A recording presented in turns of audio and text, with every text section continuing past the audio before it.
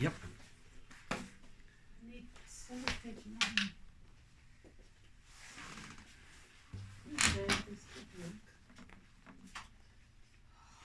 Not nice, but it can work.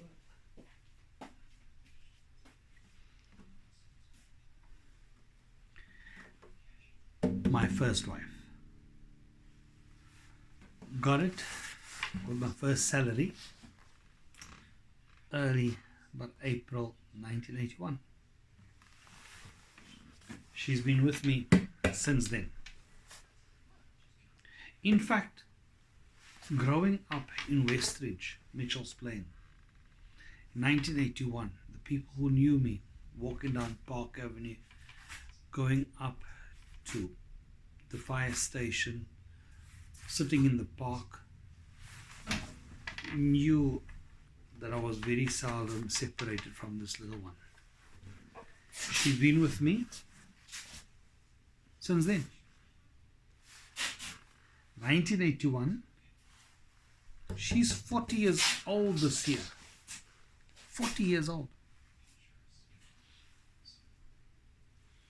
The memories of this one, going up in Westridge, growing up in Westridge with other guitarists, other people learning to play their instruments with me. I was well known for two things. Firstly, walking around with my guitar, being inseparable with it, from it.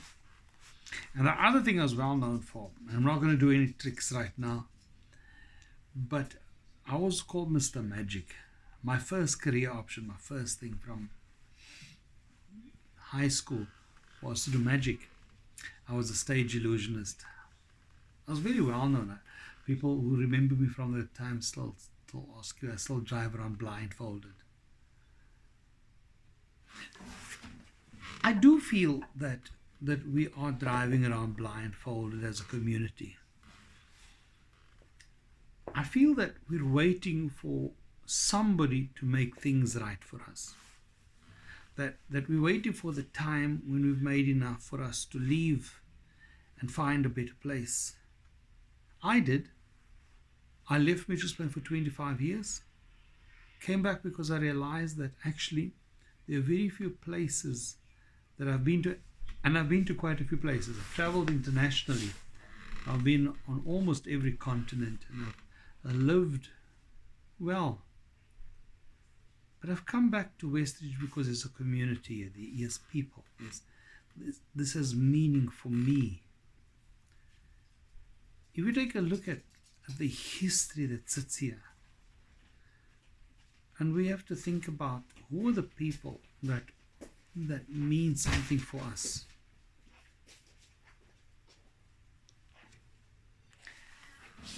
My wife comes from Dagbreeklaan. Asa Simons, my mother-in-law, was one of the first 10 people to get their keys in Dagbreeklaan. And so the big question is, Westridge, Ward 81. We know the problems. We know that the Parks Board stopped their law enforcement division. Lord help us, but I've got no idea why they did that. The parkies of old don't exist any longer. Nowadays they're wanting to even outsource cleaning the park.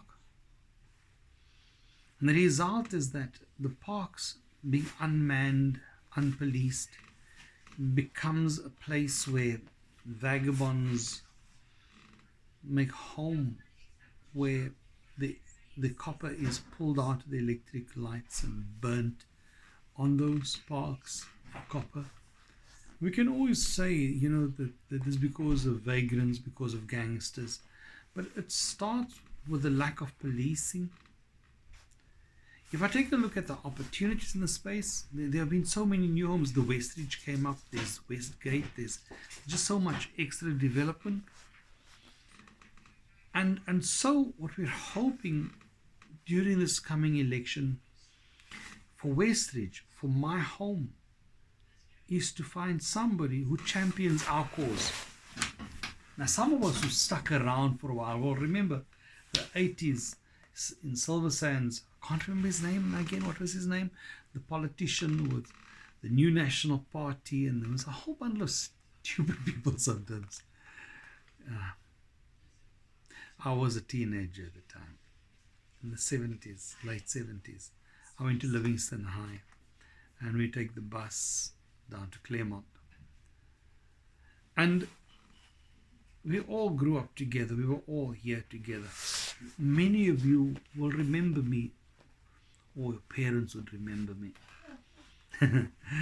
It's funny being the elders nowadays. Turning 61 has been interesting.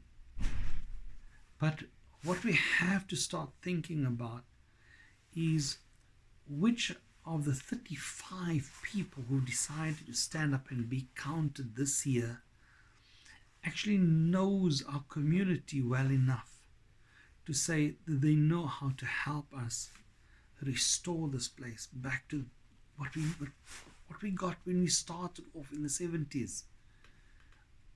My mom bought my house, the house I live in today that I've inherited from her in 1977 for 13,000 Rand. St. John Bosco Catholic Church around the corner in Mundleway is where I grew spiritually, and that poor community put me through some serious training. They sent me on so many leadership camps and so many leadership training programs. The Anglican Church around the corner has been us. The Christ Redeemer has been that big white cross that's been the symbol of home for so many of us as we're coming on a bus and Golden Arrow coming home. The H-Childs have been around forever. They've grown up. Their children are now the ones, or the naughty ones. But the community that we're in,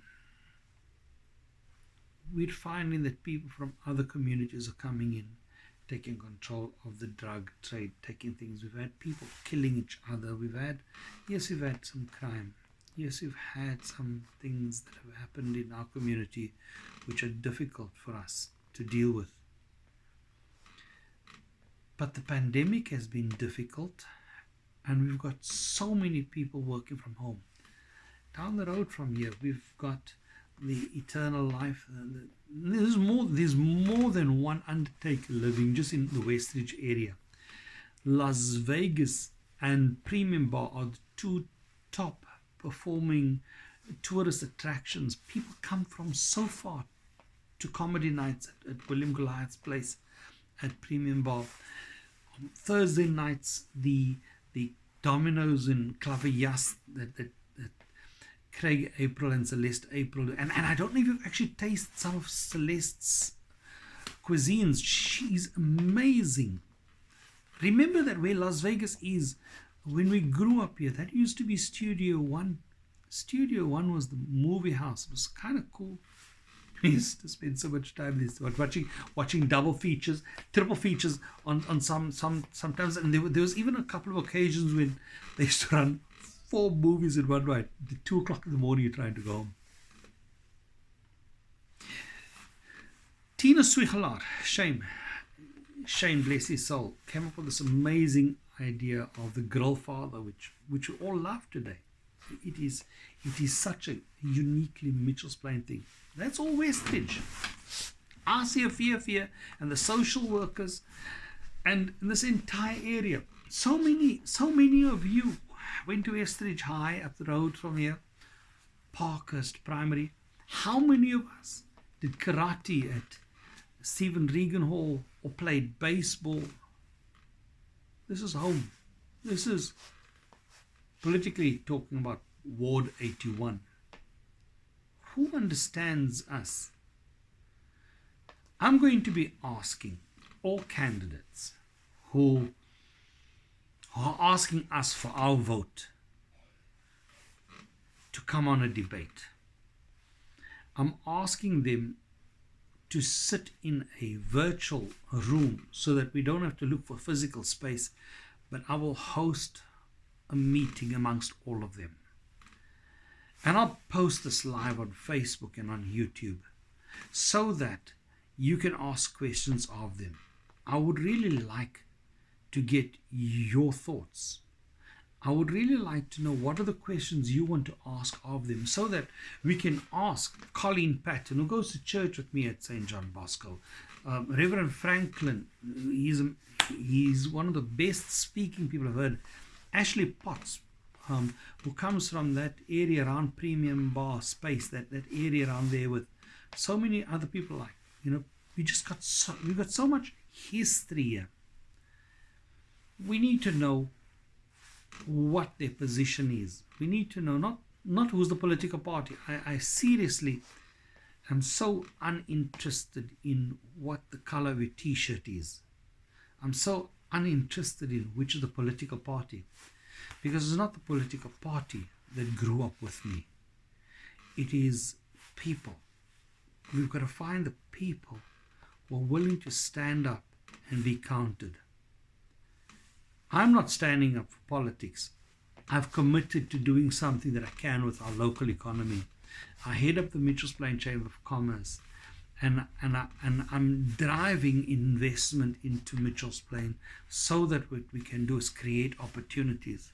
But there are so many people in our community who've got no hope and who rely on illicit means to be able to live, because they don't see any other option. If we create the right economy, we create the right space, we can create space for everybody. But we need to know who represents our needs when they are voting for a development program, when they're voting for learnership programs, when they're voting for us in government for what our needs are, when we are demanding additional police stations. We need to know who do we speak to, who represents our interests. When we say that the original place, do you remember where the original place was, where the first police station was? The first police station, maybe not police station as being generous when I say that, but there on the corner of Park Avenue and Silver Sands, where the first police presence was in Mitchell's Plain. Why don't we have it back yet? Why do we have to fall under Lentegeur or Tafelsig or Eastridge or Strandfontein, when in fact we are the original suburb? Please let me know what are the questions you would like me to ask of the candidates so that we can pose it to them, so we can give them some thought and we can get commitment from them. Let us find a way to get commitment before we can say where I'm putting my cross. I don't want to be able to make a decision based on somebody that I've never spoken to. I know I've spoken to some of the candidates. Maybe we all need to ask the right questions. So I'm asking you tonight, if you could help me think through the questions you'd like me to ask of the candidates, let's put them up. Let's publish it live on Facebook and YouTube. And we can then continue asking them questions, and then we can hold them accountable when we vote them to say, these are the things you've promised us. And these promises, we need to know, have you kept them? So I'm asking you, as a fellow Westridge-ite, remember going to the swim baths in Westridge? Remember going to the gardens? Remember when you could do that at night? Remember when you could walk around in this place before the gangsters start running down the pangas, dragging in the road? We remember a lot of what we've done in this place. It's time maybe that we claim it, that we own it. And the way to do that is one of the sons or daughters of this Westridge needs to stand up and say, I'm here to be counted on. I will represent your interests in government. Please give me your cross so that I can carry it for you. I want to know who that person is, that I'm going to give him my cross. And I think we all need to do that. Help me find the right person so that we can vote for that person.